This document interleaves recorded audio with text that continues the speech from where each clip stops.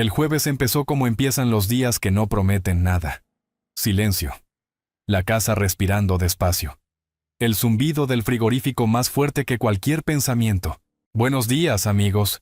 No les robaré mucho tiempo. Solo quiero pedirles que me ayuden a alcanzar el objetivo de 5,000 suscriptores y que se suscriban a mi canal Historias de Engaños. Espero que les guste la historia de hoy. Por favor, denle a me gusta y compartan el video con sus amigos. Les agradezco mucho a todos por ver el video. Que lo disfruten. Estaba vaciando el cajón de los trastos. Ese que nadie ordena nunca. Pilas muertas. Bolígrafos que dejaron de escribir hace años. Llaves sueltas que nadie se atreve a tirar. Por si todavía abren algo olvidado. Entonces apareció. Un recibo. Arrugado. Enterrado entre el metal y el polvo. No era mío. Y tampoco era de nada que ella me hubiera contado. 2 cócteles, un surtido de entrantes, un ribeye, una lasaña vegana. Fecha, hace 2 semanas. El restaurante era el mismo al que íbamos cada aniversario. Sentí como el estómago se me hundía primero, y después se retorcía. Ese momento en el que el cuerpo ya entiende algo que la cabeza todavía se niega a aceptar. Aquel papel decía más que 100 conversaciones. No dije nada. Ni esa noche, ni la siguiente. Esperé, escuché, observé, y cuando uno empieza a mirar de verdad, aparecen cosas pequeñas, cosas que antes parecían ruido. Por ejemplo, Cira ya no se reía con mis bromas, ni siquiera fingía. Empezó a cerrar con pestillo la puerta del baño para revisar correos del trabajo. El perfume desapareció, salvo cuando decía que iba a ver a su hermana. Pequeños detalles, pequeñas grietas. Y luego llegó el domingo. Estábamos en la cocina doblando toallas. El tipo de escena doméstica tan aburrida que nadie la recordaría jamás. Hasta que lo dijo. Quiero vivir para mí misma, sin ti. Lo soltó como quien pide un batido en una cafetería. Sin aviso. Sin ese, tenemos que hablar. Solo eso. Quiero vivir para mí misma sin ti. La tela de la toalla quedó suspendida entre mis manos. No supliqué, no levanté la voz, ni siquiera me moví. Solo respondí. Adelante. Pero no en mi casa, y no con mi dinero. Parpadeó. 1 vez. 2. Como si alguien acabara de cambiar las reglas de un juego que creía controlado. No. No es eso lo que quería decir, murmuró.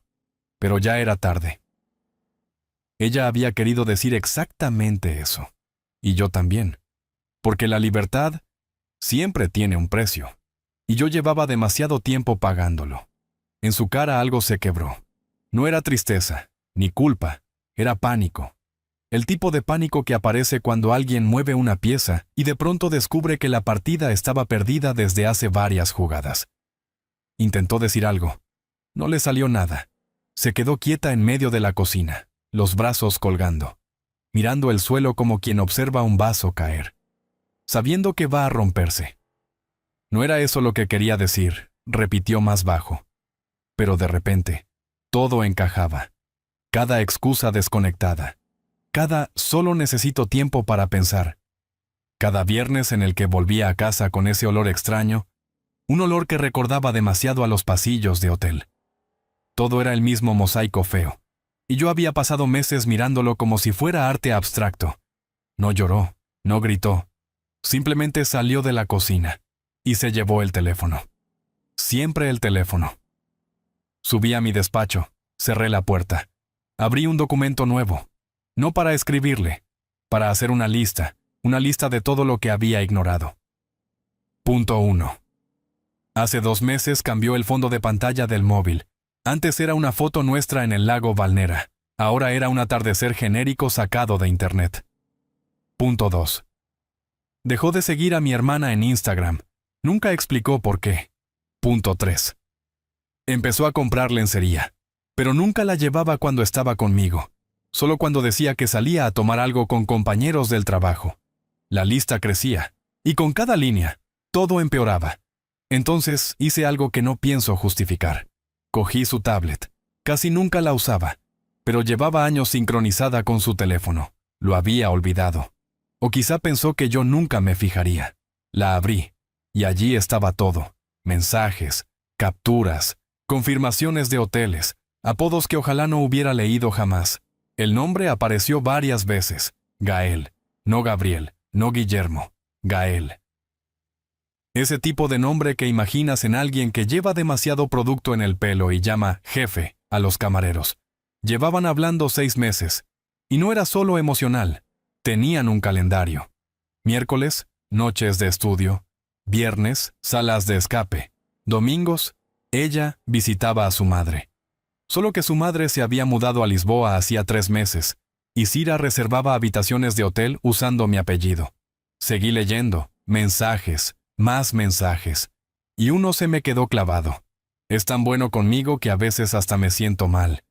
Pero siempre está ahí, como un cachorro. Deslicé la pantalla. Otro mensaje. Mejor esperamos a después de mi cumpleaños.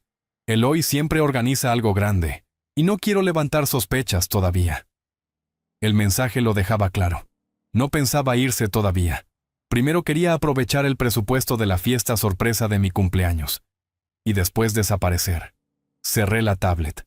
Despacio. No lloré. Todavía no. En lugar de eso, puse agua a hervir y preparé té. Mientras el hervidor empezaba a silbar, miré la cocina. Nuestra cocina.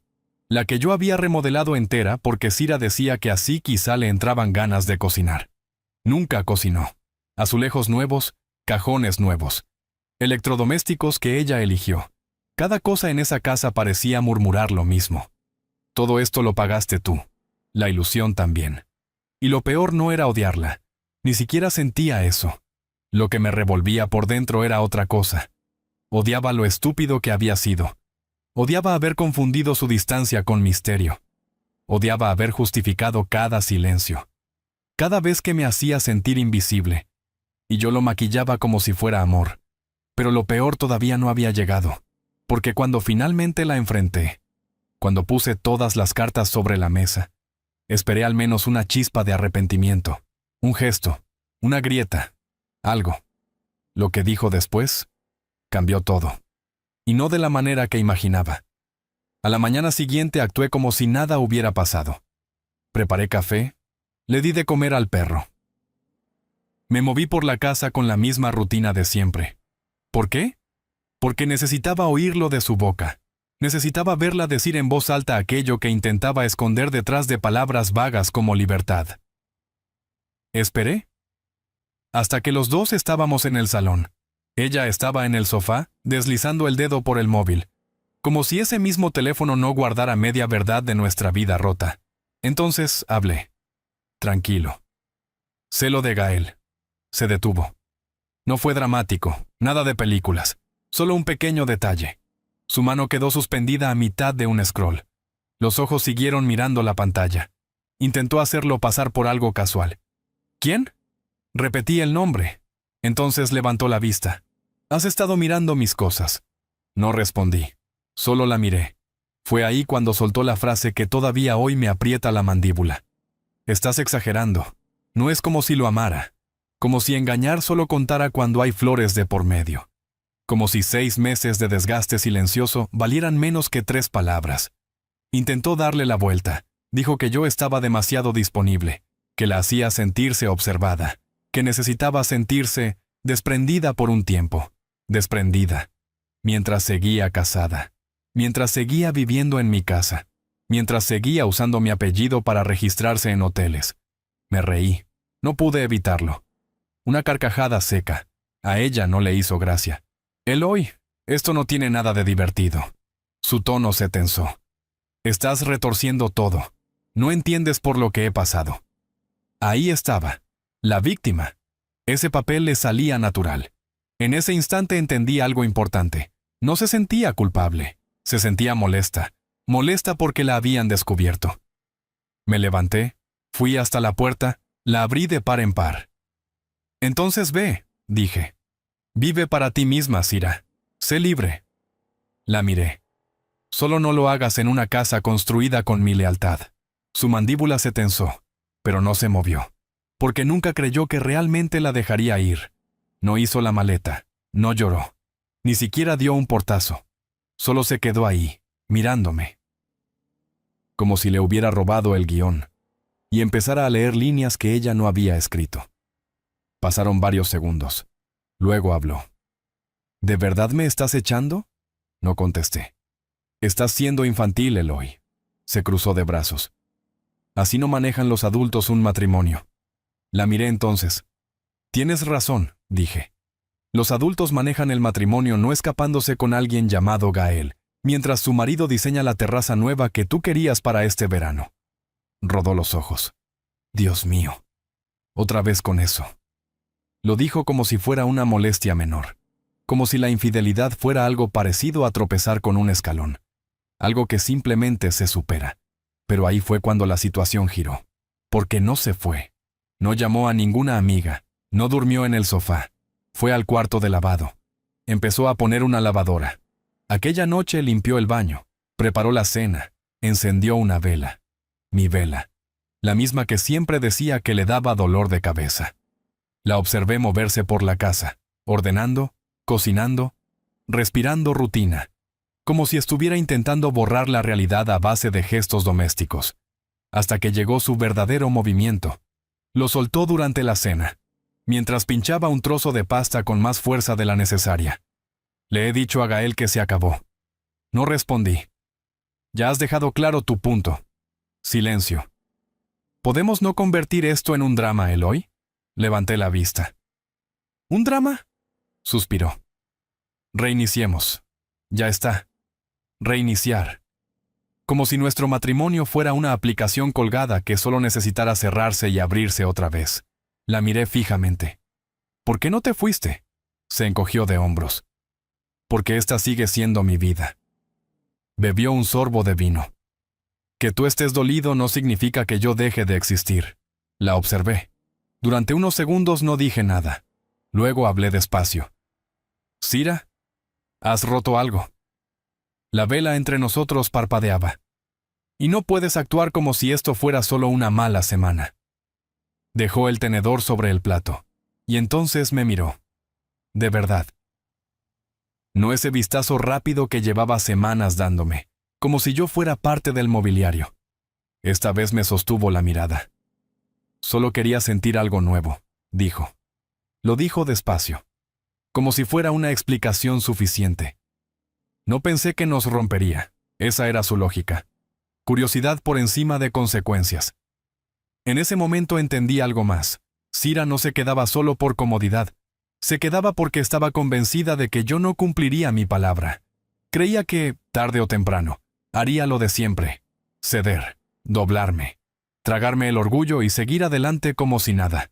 Pero esta vez no. Esta vez tenía un plan. Y empezaba con un sobre que llevaba días escondido detrás del microondas. No tenía nada especial. Blanco. Arrugado por haber estado aplastado contra la pared de la cocina. Sabía que nunca miraría allí. Dentro no había confesiones, ni capturas, ni pruebas, solo números, mis números, ingresos, el valor de la casa, los títulos de propiedad, las cuentas, cada cosa que ella había dado por garantizada durante años, cada comodidad que había asumido que siempre estaría ahí. Deslicé el sobre por la mesa durante el desayuno. Ella ni siquiera levantó la vista al principio. Bebía café con calma, como si estuviéramos viviendo una versión suburbana y silenciosa de una guerra fría. ¿Qué es esto?, preguntó. Realidad. Abrió el sobre, sacó las hojas, las recorrió con los ojos. Observé cómo sus pupilas reaccionaban. Primero curiosidad, después cálculo, luego comprensión. Cuando habló, su voz ya no tenía el mismo tono. Esto parece serio. Lo es. Me recosté en la silla. Ayer hablé con un asesor financiero. Todo lo que es mío empieza a separarse esta semana. Silencio. Dijiste que querías vivir para ti misma. Señalé el papel. Aquí tienes tu ventaja inicial. Parpadeó. ¿De verdad vas a cortarme el acceso? Asentí. No por rabia, por claridad. Personas como ella viven de una apuesta muy concreta. Dependen de que tú no digas en serio lo que dices. Sira siempre había vivido en ese espacio. El espacio entre mis palabras y mis acciones, apostando a que nunca cambiaría nada de verdad. Pero esta vez no estaba faroleando, no estaba gritando, ni siquiera estaba enfadado. Simplemente había terminado. Y eso la golpeó más fuerte que cualquier insulto. Eloy, dijo más bajo de lo que esperaba. ¿De verdad estás haciendo esto? La miré. Tú ya lo hiciste. Se quedó en silencio. Y entonces llegaron las lágrimas. Pero no eran lágrimas de amor perdido, eran lágrimas de consecuencia. Ese tipo de llanto que aparece cuando alguien retira de repente el suelo bajo tus pies. El llanto que dice, espera. Se suponía que no ibas a irte de verdad. La dejé llorar. No le ofrecí un pañuelo. Me levanté. Cogí la correa del perro. Volvemos en 1 hora. Abrí la puerta. Cuando regrese, quiero que decidas algo. La miré una última vez. O te vas tú, o me voy yo. No grité, no di portazos. Simplemente salí. El aire frío me golpeó la cara. Y por primera vez en semanas. Respiré. Sabía que cuando volviera, algo habría cambiado. Lo que no sabía era que ella todavía tenía un último movimiento preparado. Cuando regresé del paseo, la casa estaba demasiado callada. No era paz, era tensión, como si las paredes estuvieran conteniendo el aliento.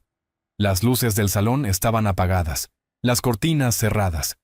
Durante un segundo pensé que quizás se había ido, que había entendido el mensaje, que había hecho una maleta y desaparecido en silencio, igual que había desaparecido otras noches hacia habitaciones de hotel.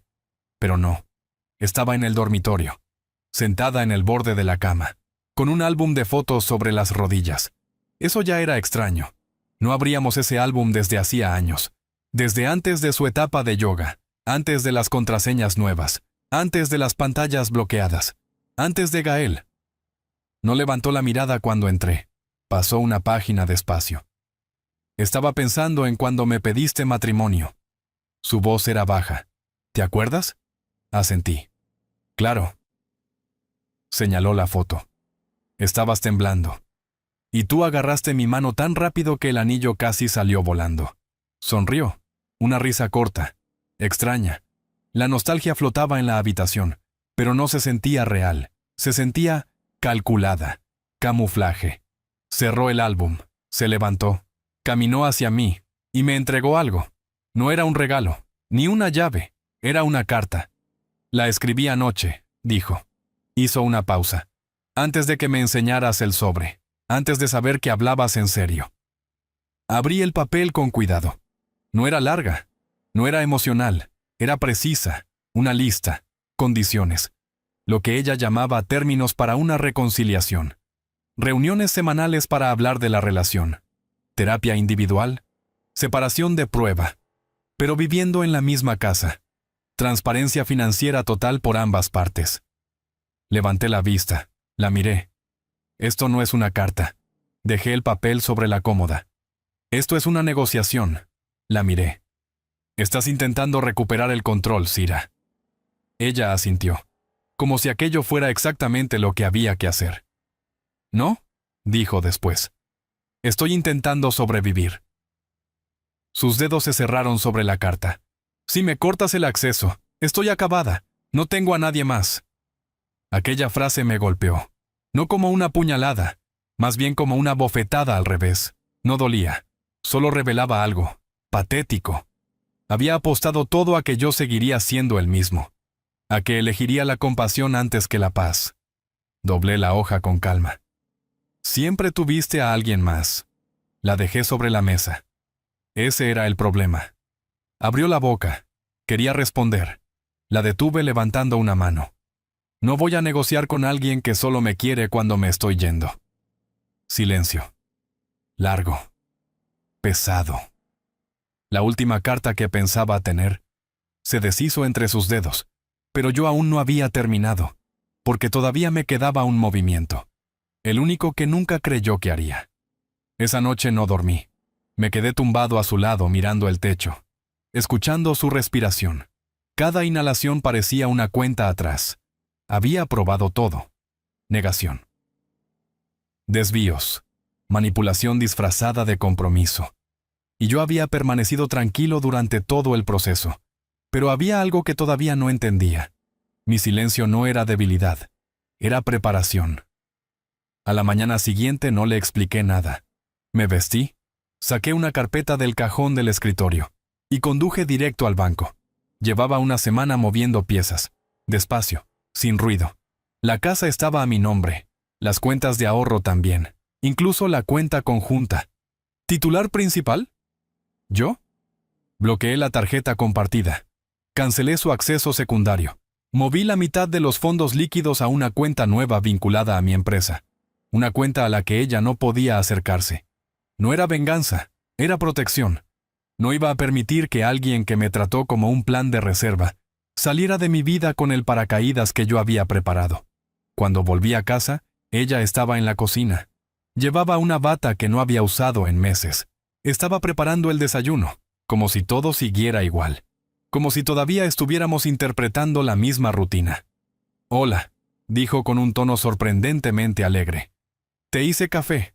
Ni siquiera miré la taza. Saqué los documentos del banco. Los dejé sobre la mesa.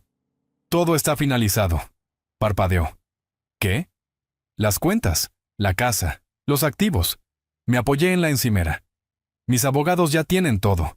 Sus dedos se tensaron alrededor de la taza. «Dijiste que querías libertad». La miré. «Ya la tienes». La porcelana empezó a temblar en su mano. «¿Eloy?» «Espera». Silencio. «Tú pensabas que yo iba a dudar». No aparté la mirada. «Pensabas que me derrumbaría». «Nada».